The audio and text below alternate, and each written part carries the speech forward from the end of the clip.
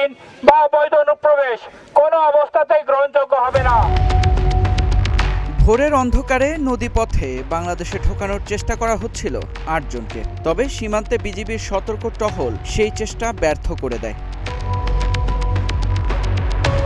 কুষ্টিয়ার দৌলতপুর উপজেলার সীমান্তবর্তী এলাকায় শুক্রবার ভোর ৫টার দিকে পুশিনের এই চেষ্টা হয়। ৪৭ বিজিবির অধিনায়ক লেফটেন্যান্ট কর্নেল রাশেদ কামাল রনি জানান, কুষ্টিয়া ব্যাটালিয়নের জয়পুর বিওপি দায়িত্বপূর্ণ সীমান্ত পিলার ১৫/১S সংলগ্ন এলাকায় ঘটনাটি ঘটে। অভিযোগ রয়েছে, ভারতের ১৪৬ বিএসএফ ব্যাটালিয়নের চর মেঘনা ক্যাম্পের সদস্যরা নদীপথে সাঁতার কেটে ৮ জন অজ্ঞাতনামা ব্যক্তিকে বাংলাদেশে প্রবেশ করানোর চেষ্টা করেন।